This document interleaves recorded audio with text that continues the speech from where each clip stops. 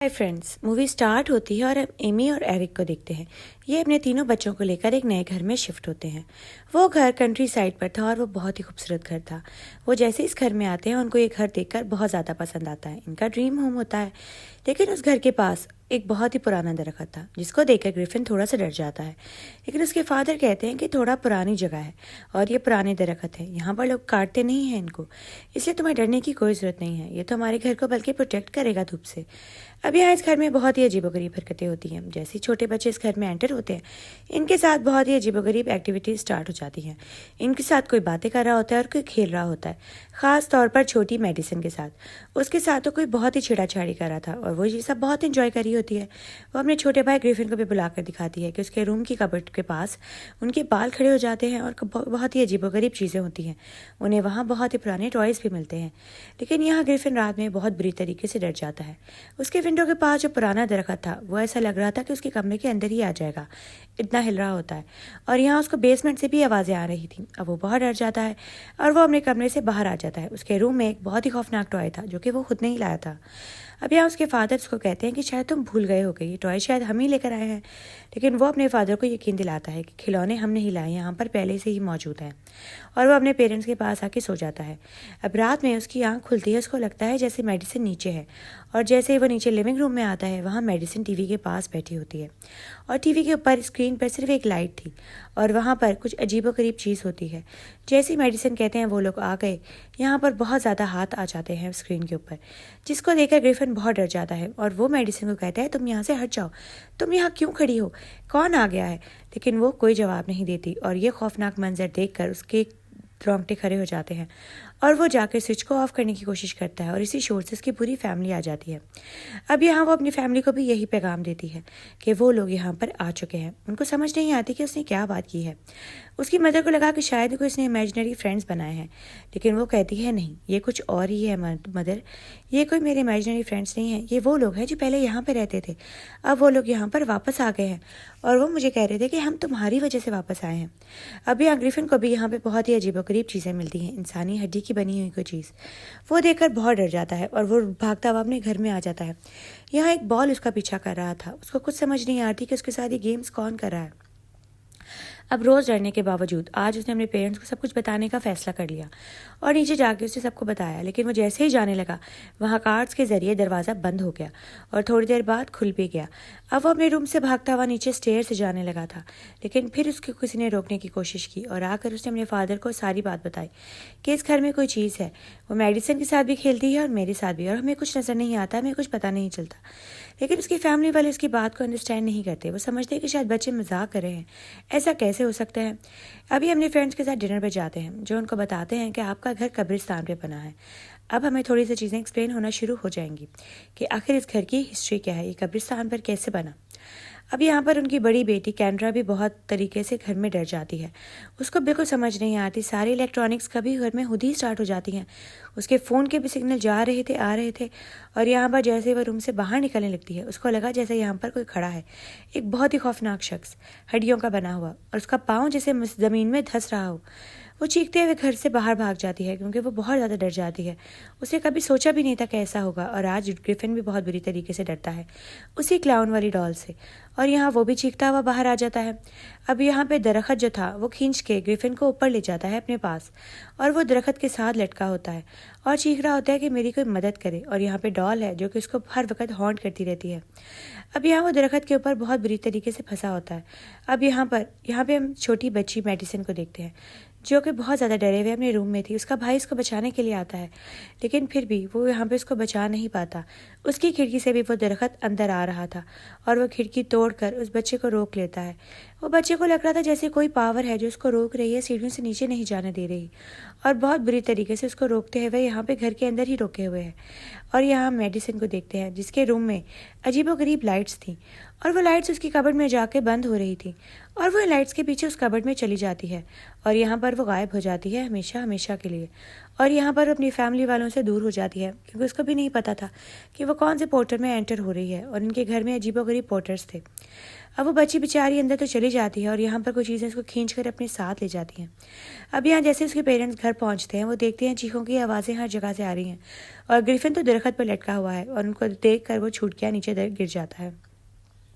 उसके पेरेंट्स सबसे पहले उसको बचाते हैं और उसको अंदर लेकर जाते हैं और उससे मेडिसिन के बारे में पूछते हैं। इतनी देर में कैंड्रा भी भागते हुए वहाँ पर आ जाती है और बताती है कि घर में बहुत ही अजीबोगरीब पैरानॉर्मल एक्टिविटीज़ हो रही हैं और मेडिसिन मुझे कहीं भी नहीं मिल रही। अब वो जाते हैं मेडिसिन के रूम में, वहाँ भी सिर्फ इसका टॉय गिरा था और वो नहीं थी।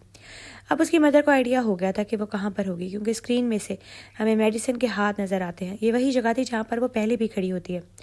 अब यहाँ उसके पेरेंट्स जाते हैं पैरानॉर्मल रिसर्चर्स के पास। यहाँ पे डॉक्टर ब्रुक उनको बताती हैं कि आपके घर में क्या मसला है। वो कहती हैं कि मैं आपके साथ घर जाने के लिए तैयार हूँ और हम जाके ही रिसर्च करेंगे कि आखिर प्रॉब्लम क्या है और आपके घर में क्या प्रॉब्लम हो सकती है कि एक छोटी बच्ची ही घर से गायब हो गई। और जैसे वो आती है उसको आइडिया हो जाता है कि एक घर कब्रिस्तान के ऊपर बना हुआ है और ये जो चीज़ें आपकी बेटी को ले गई हैं ये पोल्टरगाइस्ट है। ये कोई नॉर्मल भूत वगैरह नहीं होते, ये चीज़ें उठा के गिरा सकते हैं, आपके बच्चों को गायब कर सकते हैं। चीज़ें आती हैं और गायब हो जाती हैं क्योंकि ये बहुत पावरफुल हो चुके हैं। इनके सारे गोस्ट ज़मीन के नीचे धंसे हुए हैं और अब उनको कैसे निकाला जा सकता है क्योंकि उसके ऊपर तो घर बन चुका है।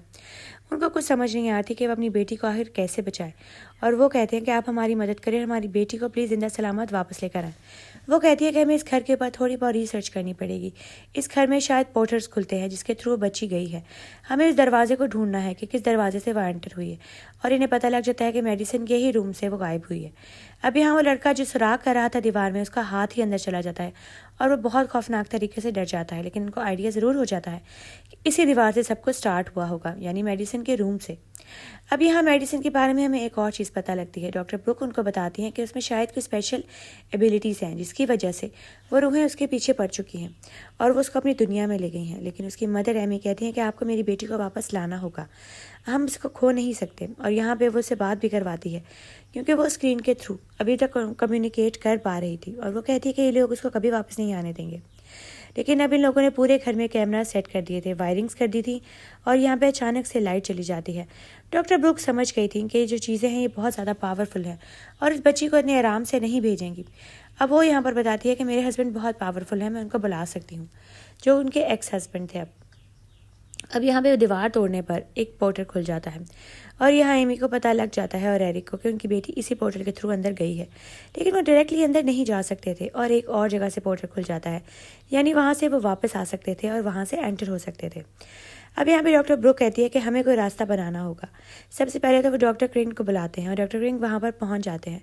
वो समझ जाते हैं कि घर की सारी स्टोरी क्या है और आखिर इस बच्चे की पावर्स की वजह से ही उनमें इतनी ज़्यादा ताकत आई है कि वो रूहें उसको अपने साथ अपनी दुनिया में ले गई हैं, क्योंकि ये बच्ची बहुत स्पेशल है। इसके साथ एक ऐसी पावर्स हैं कि वो मरी हुई रूहों के साथ कम्युनिकेट कर सकती है।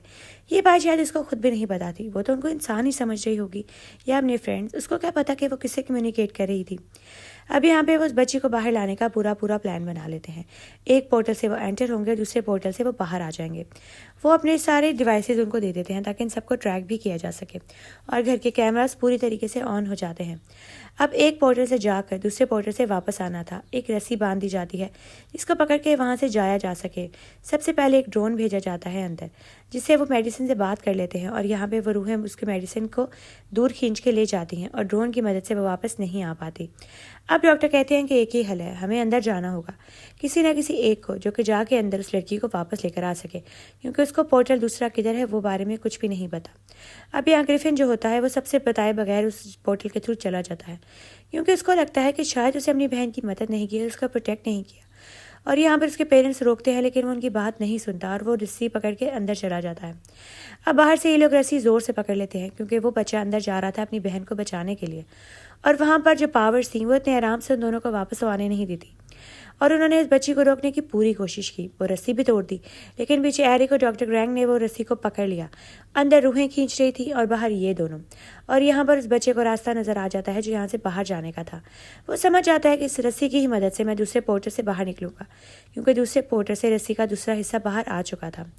वो सारी रूहें अपना पूरा जोर लगा रही थी कि ये लोग बाहर ना निकल पाए, लेकिन वो बच्चा ज़रा होशियारी से काम करता है और अपनी बहन को लेकर वहाँ से बाहर आ जाता है। अभी भी वो पोर्टल खुला हुआ था क्योंकि रूहें अभी भी बहुत ज़्यादा पावरफुल थी और बहुत गुस्से में आ चुकी थी। बच्चे होश में आ जाते हैं और उनके पेरेंट्स उनको यहाँ से फ़ौरन ले जाना चाहते थे, लेकिन डॉक्टर ब्रुक्स समझ जाती हैं कि ये रूहें इतनी आराम से मेडिसन का पीछा नहीं छोड़ेंगी, वो उसको यहाँ से दूर कभी भी नहीं जाने देंगी। लेकिन उसकी फैमिली वाले फ़ौरन बाहर जाके गाड़ी में बैठ जाते हैं और यहाँ से निकलने की पूरी तैयारी में थे। लेकिन यहाँ पर वो बच्ची कहती है कि वो मुझे नहीं जाने देंगे और इतनी ही देर में गाड़ी खींच कर अंदर चली जाती है और ये लोग गाड़ी से फ़ौरन उतर जाते हैं। अब ये डॉक्टर सोफिया की गाड़ी के ऊपर चले जाते हैं यहाँ से दूर, लेकिन अभी भी वो समझ रहे थे। वो रूहें उन्हें मेडिसिन को दोबारा खींच लिया अंदर और मेडिसिन को बचाने के लिए डॉक्टर ग्रैंड ने अपनी कुर्बानी दी। वो समझ गए थे कि मेडिसिन को बचाने के लिए मुझे अंदर जाना होगा। वो उन रूहों को ऑर्डर देते हैं कि तुम इस बच्ची को छोड़ दो, मैं तुम उनके साथ चलूँगा। शायद उनमें भी यही स्पेशल एबिलिटी होगी जो मेडिसिन में थी। तभी उन्होंने इसकी बात मानी और वो उसको लेकर अंदर चले गए, लेकिन उनकी पूरी टीम उनके बगैर कुछ समझ नहीं पा रही थी कि वो क्या करे। डॉक्टर ग्रैंड ने अपनी कुर्बानी दे दी इस फैमिली को बचाने के लिए, क्योंकि वो समझ गए थे कि ये जो पावरफुल पोल्टरगाइस्ट हैं ये इस फैमिली को इतने आराम से जाने नहीं देंगे। और वो अंदर चले जाते हैं और अपनी कुर्बानी दे देते हैं और ये फैमिली यहाँ से दूर चली जाती है। लेकिन यहाँ पे डॉक्टर सोफिया और डॉक्टर ब्रुक जो थे वो उनको ढूंढने की पूरी कोशिश करते हैं। ये गाड़ी पर दूर चले जाते हैं और हमेशा हमेशा के लिए बुरा इंसिडेंट भूलने की कोशिश करते हैं और इस घर की छत टूटती है और वहाँ से ऊपर एक लाइट निकलती है। यानी जो डॉक्टर ने काम किया है वो पूरी तरीके से कामयाब हो गए हैं और वो रूहों को फ्री कर चुके हैं। पोल्टरगाइस्ट से घर फ्री हो चुका है। अब ये लोग हमेशा हमेशा के लिए उस घर से चले जाते हैं। अब डॉक्टर ग्रैंड की टीम उनको आखिर से ट्रैक कर लेती है, क्योंकि घर में उन्होंने सबके ऊपर एक GPS लगाया था, जिसकी वजह से वो डॉक्टर ग्रैंड को ट्रैक कर लेते हैं। अब यहाँ पे पूरी फैमिली एक नए घर में शिफ्ट हो जाती है। अब यहाँ पे ये लोग हैप्पीली एवर आफ्टर के लिए आते हैं, लेकिन यहाँ पर भी एक दरख्त देखकर वो घर को चेंज करने का डिसाइड करते हैं। दी एंड।